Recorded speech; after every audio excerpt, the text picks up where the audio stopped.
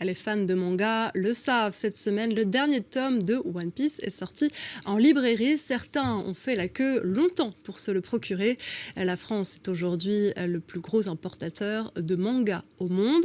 Et à Nantes, forcément, ces bandes dessinées qui viennent du Japon ont un succès fou. Pour en parler avec nous, Anthony Le Senne, vous êtes le dirigeant des librairies Otaku no Dera. J'espère que je le dis bien.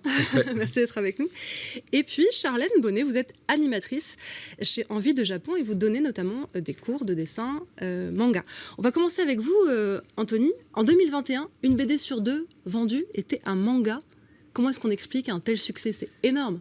Le manga s'est démocratisé en fait depuis quelques années. On a eu une impulsion très forte il y a 2 ans avec l'arrivée du Pass Culture. Ça n'a pas tout fait, mais c'est clair que ça a énormément aidé. Ça a libéré un peu les porte-monnaies. Oui, c'est clair. Et après, il y a aussi quelque chose qui est indéniable aussi dans ce regain d'intérêt, c'est qu'il y a eu le passage du Covid avec la pandémie. Du coup, les jeunes avaient beaucoup de temps pour regarder Netflix et d'autres plateformes, et du coup, ça a mis en lumière énormément de séries qu'on retrouve forcément en librairie. Le livre étant toujours majoritairement l'œuvre d'origine, donc forcément beaucoup plus complet que le dessin animé, soit qui n'a pas de fin, soit qui ne va pas jusqu'au bout pour X raisons. Donc on les voit déferler dans la librairie et puis après on rebondit.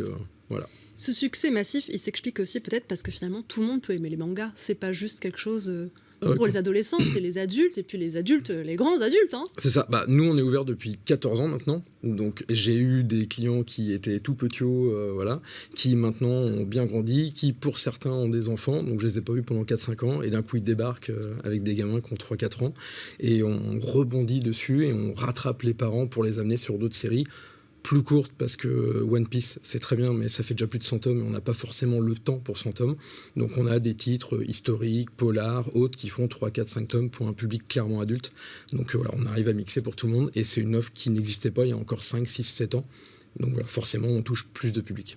Alors, un public assez large et du coup, forcément, il faut un peu s'agrandir. Vous aviez une librairie dans le centre-ville de Nantes qui faisait une 50aine de mètres carrés et demain, vous ouvrez 300 mètres carrés. Ouais. En fait, on avait 47 mètres carrés. Je voulais faire des travaux depuis 3-4 ans déjà, histoire de repousser les murs autant que faire se peut. Et puis le Covid est arrivé et on s'est retrouvé avec quasiment une demi-heure de queue tous les samedis, 10 minutes en semaine, c'était plus possible, parce que faire la queue aux gens en plein hiver, c'est carrément pas possible. Donc ça fait 2 ans qu'on cherche un local et on a trouvé là notre local coup de cœur, Place Royale, 300 mètres carrés, 2 étages. Un local à hauteur du succès de manga, on va dire. Ouais. Je me tourne vers vous, Charlène Bonnet. Alors vous êtes animatrice chez Envie de Japon et vous donnez notamment des cours de dessin manga. Oui, exactement. Alors, qui vient dans ces cours? Est-ce que c'est des passionnés de BD? Est-ce que c'est des passionnés de dessin, tout simplement? Qu'est-ce que vous voyez en classe? Forcément, on va avoir surtout des passionnés de manga, mais on a aussi des enfants qui veulent découvrir, qui aiment dessiner de base et qui sont bons dans mes cours de dessin. Est-ce que vous avez l'impression qu'il y a de plus en plus de monde qui demande ces cours de manga? Oui, complètement. Moi, j'ai commencé personnellement en 2016. On avait commencé avec une 50aine d'élèves. Et plus années passent, et plus on a des personnes qui nous demandent des cours, même des adultes. C'est pas vraiment destiné forcément aux enfants. J'ai aussi des personnes de 50 ans. J'ai eu une personne de 50 ans qui est venue passer des cours de manga, et c'était vraiment extra. Énormément. Alors comment vous préparez vos cours? Est-ce que vous avez des demandes, par exemple, en fonction, on va dire, du manga du moment? Est-ce que vous vous dites qu'il faut préparer ce personnage en particulier, ou est-ce que c'est vous qui proposez aux élèves de copier des modèles? Comment ça se passe au début? Alors, en fait, moi, je vais apprendre forcément tout ce qui est les bases anatomies, parce que pour créer de nous-mêmes, parce que le recopier, c'est très bien pour commencer, ça nous apprend un peu les bases, comment observer. Mais après, forcément, pour créer son propre personnage, il va falloir donc apprendre les bases, comment on construit un personnage, donc avec les traits de construction qu'on appelle un squelette. Les caractéristiques du personnage manga, qu'est-ce que c'est pour ceux qui ne sont pas familiers, les rares qui ne sont pas familiers avec l'univers manga? Alors les mangas, la particularité, c'est que vous avez sûrement vu, les personnages ont des très grands yeux.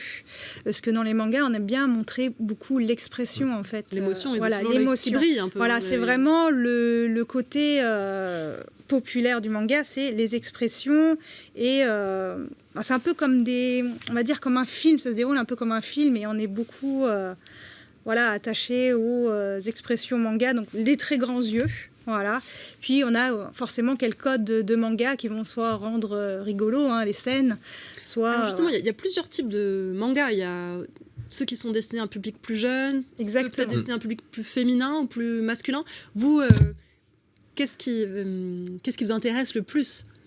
Moi, personnellement, j'aime bien tout ce qui est shonen et seinen. Donc, shonen, c'est plutôt manga typé pour garçons, bien qu'il y a aussi des filles qui lisent. C'est vraiment une trame d'histoire qui s'appelle shonen. Et seinen, un peu plus adulte. Après, forcément, vous avez plusieurs types. Je crois que le plus populaire reste le shonen. C'est des titres qui sont plus destinés aux plus jeunes, plus orientés action, avec généralement des séries assez fleuves, comme des gros succès comme One Piece, My Hero Academia, Jujutsu Kaisen. C'est des titres qui cartonnent et surtout qui ont une adaptation animée très très forte. Donc en termes de diffusion média, c'est ultra fort pour tout le monde. Mais là, en ce moment, on a ce gap de génération avec justement les plus jeunes dont je parlais tout à l'heure, qui ont grandi et qui maintenant veulent des titres historiques, des titres politiques, des titres du polar, des fois très du gore. demandé. Voilà, exactement. Vous avez apporté quelques livres avec vous. Est-ce que c'est vos coups de cœur de la rentrée ? C'est des coups de cœur tout court. Intemporels, on va dire. Ouais, c'est ça. Ouais. Là, on a Spy Family. Alors celui-là, c'est clairement le titre comique du moment. En fait, on va avoir l'histoire de ce monsieur qui était un agent spécial qui va devoir, pour une mission, fonder une fausse famille pour se fondre dans le décor. On va avoir sa femme qui va trouver, qui s'avère être une tueuse à gages, qui va du coup se retrouver dans cette fausse famille. Et il va trouver une gamine dans un orphelinat. Et cet enfant a une particularité, c'est qu'elle entend les pensées des gens. Donc elle sait que lui c'est un agent spécial, elle sait que elle c'est une tueuse, et les deux ne savent pas, donc voilà, on a tout un tas de situations complètement rocambolesques, donc ça c'est vraiment très drôle. Et puis celui-là qui est sorti il y a pas longtemps, qui s'appelle Dynamic Heroes. C'est Goldorak devant, non ? Voilà, exactement, voilà. Donc c'est l'auteur en fait de Goldorak qui a fait un manga où tous ces robots se retrouvent ensemble. Et on a une particularité sur ce titre-là qu'on n'avait encore jamais vu dans le commerce, c'est qu'il est sorti en double exemplaire. Donc on a la version avec les attaques et les noms en français, donc Fulgure au point, Astéro H, tout ça, et l'autre version pour les puristes durs avec tous les noms en version originale. Est-ce qu'on a du manga made in France ? Oui. Oui, on a du Made in France. Alors, j'ai plus les noms en tête. J'avais vu Radiant ou Radiant. Oui, Radiant, oui, le plus connu. C'est ça. Est-ce que ça marche bien ? Est-ce que c'est populaire déjà auprès du public français ? Et est-ce que ça se vend d'après vous ? Alors, je pense que ça dépend des titres, forcément. Radiant, c'est vraiment le plus connu parce qu'il a eu sa série animée au Japon. Après, il y en a forcément des plus petits, on va dire, entre guillemets plus petits, qui se lancent dedans, qui ne sont pas encore tout à fait connus. Donc honnêtement, ça va dépendre de l'histoire, ça va dépendre, voilà, un peu... C'est vrai qu'en France, on a de plus en plus de mangas français, mais qui sont quand même moins connus que ceux... voilà, un peu... Anthony, pour conclure... Le succès des mangas, c'est les livres d'abord, mais on le sait et on le voit dans les magasins, c'est aussi beaucoup les figurines, les maquettes, puis des maquettes complexes, peuvent prendre parfois 30 heures de travail. Vous nous avez apporté une figurine, par exemple. Est-ce que c'est une de mes... qui a le plus de succès ou Non, c'est juste que esthétiquement, elle est vraiment très très belle. C'est une série qui s'appelle Black Rock Shooter, qui était sortie il y a quelques années. Sauf que là, on a un fabricant qui s'appelle Good Smile qui se met à sortir des figurines de titres qu'on voit pas. Voilà, c'est-à-dire que hormis Dragon Ball, One Piece, toujours les mêmes. Là, celui-là sort des séries nettement moins connues avec des figurines qui sont vraiment magnifiques. Des figurines à découvrir en boutique. Exactement. Merci beaucoup à tous les deux d'avoir été avec nous. Merci. Merci. C'était les Nantes. Au revoir. Au revoir.